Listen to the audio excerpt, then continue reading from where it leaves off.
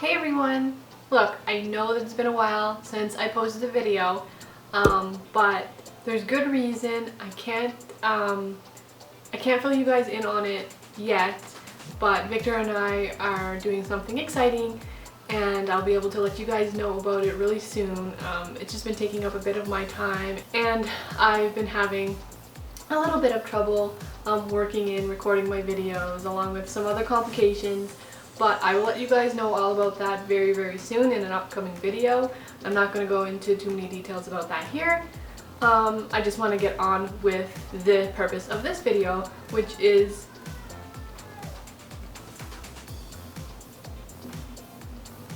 sorry, some people going by there a little bit loud. But yes, I just want to get on with the purpose of this video, which is to talk about a possible dupe for the Nars Velvet Matte Skin Tint, which I mentioned in the review for this video. I'll leave it up here in the cards, or up here in the cards, for you guys to go and take a look at if you haven't seen my review on this. But today I'm talking about a possible dupe that I heard of, and I'm testing it to see if it really is a dupe, how it compares, so the similarities and differences between the two products, and if I do like the dupe product, regardless if whether I feel like it's a dupe to this or not.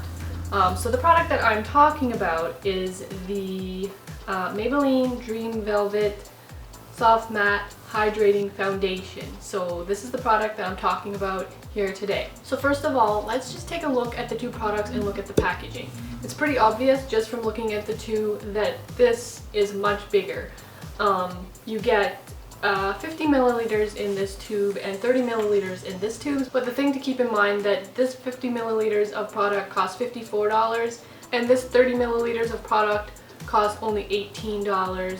So you're paying 60 cents per milliliter for this and $1.08 per milliliter for this. So that's quite a big difference in price. So even though this is only a 30 milliliter bottle, you're paying much less per milliliter. So this is more cost effective. Obviously this has probably some more quality ingredients in it. So now let's take a look at comparing the texture and as well as the application and all of those things. So I've just applied a little bit of each product to the back of my hand just to compare the color and the texture side by side. So this product right here is the Nars product, and as I rub it into my skin you can really see just how creamy the product really is from the get-go. This is the Maybelline product here on the right, and its texture is quite a bit like a whipped product or a mousse product. As you rub it in, it does take on a more creamy texture, and you can definitely tell with the Maybelline product that it feels quite wet on the skin. Now when you look at the color, I have very, very pale skin, so I've chosen the lightest color for each product, and you can see that the Nars product takes on quite a bit more of a yellowish tone, and the Maybelline product is a little bit more orangey.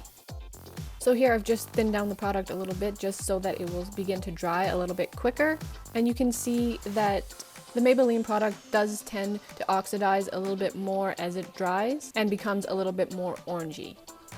I really like the Nars product. It does give you that golden tone that can be pretty hard to find with just a drugstore product. And here I'm just comparing after a few minutes just how much the product has oxidized on my skin from whenever I first applied it.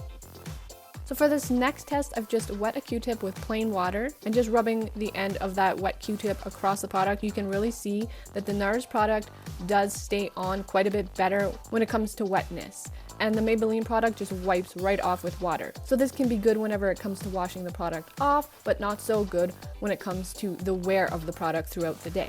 And then rubbing once again, the Nars product still stays on a little bit and that Maybelline product is just gone. So now that I've shown you the differences in the texture and the colors and stuff like that, let's take a look at how they compare in application. So here I am with no makeup at all on my face. The only thing I have applied is a facial moisturizer, which is very, very important to always apply before your makeup, but that is information for another video. So let's just move on to the application. So I've let my moisturizer soak into my skin for about 5 minutes. Now I'm just applying a little bit of the Nars product to the back of my hand. And as you can see here, the warmth of my skin is really making that product start to move. And then I'm just going to start by dotting it on to one half of my face. Now normally I wouldn't let this product sit on my face for very long. I would just begin blending right away, but I want to apply the other product to the other half of my face so that you can see the difference in color and compare texture. So now squirting out a little bit of the Maybelline product now onto the back of my hand. Now you can really see that sort of whipped moussey texture of this product that you really didn't see me squirt out when I showed earlier.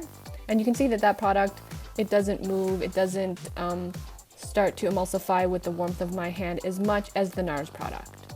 It does have a very moussey, light feel to it. So now I'm just going to dot it onto my face the same way I did with the Nars product.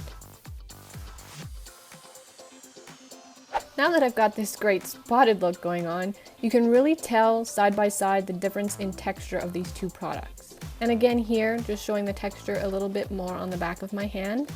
And now I'm going to start in blending with my beauty blender. And don't worry, I'm making sure to use a different end of the sponge for each makeup so that they're not getting mixed up as I'm blending those into my skin.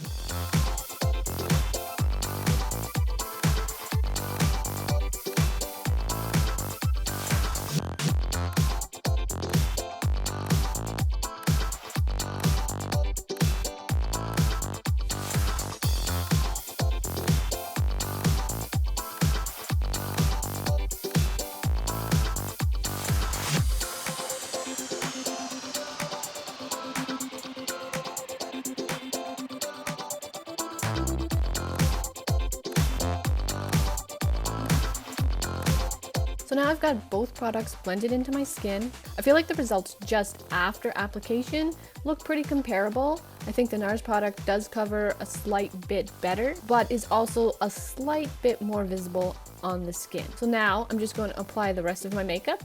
Ta-da! And then I'm going to come back a couple times and compare the results of how they wear throughout the day. Alright, at this point it's been a couple of hours since I finished putting my makeup on and things look pretty good. I don't see a whole lot of change from a couple of hours ago.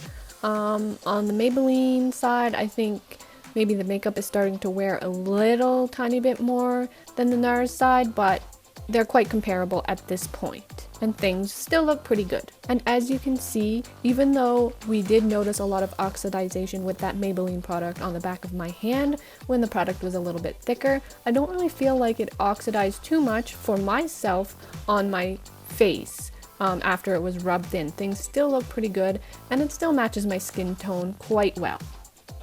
Alright, so at this check-in, quite a bit more time has passed since the last check-in, about 4 to 4.5 hours, and I have a little speck of mascara on my face, which doesn't matter, but that's what that black speck was.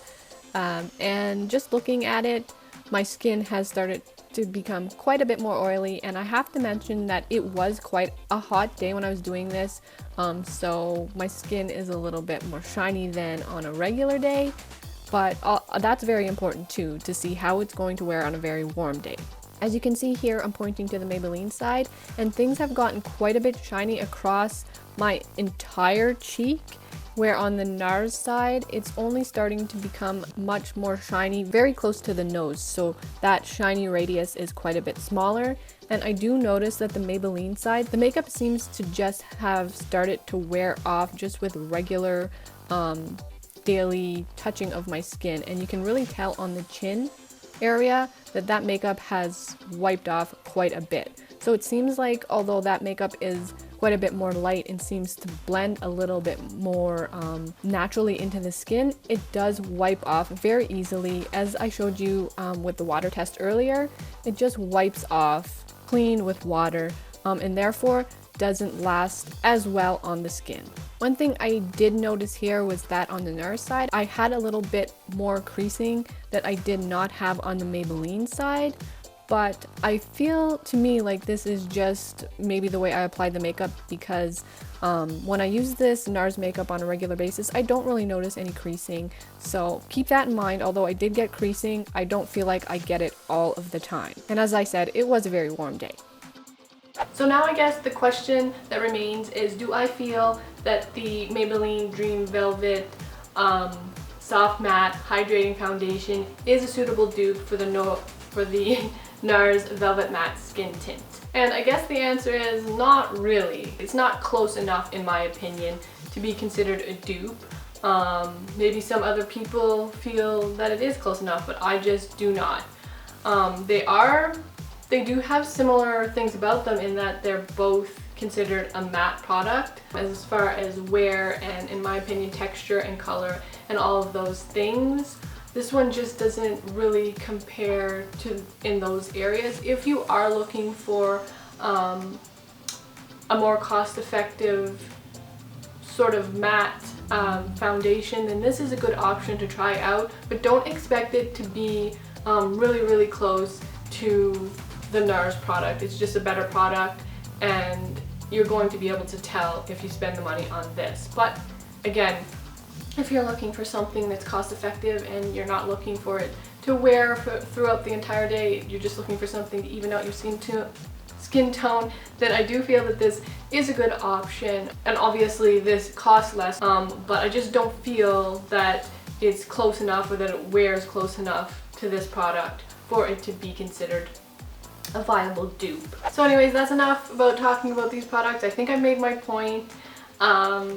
I hope you guys will come back to my channel so that I can share my big news with you guys and some other exciting things as well. I'll have another video up shortly, so it won't be such a big gap in between this video and my next video as was from my previous video.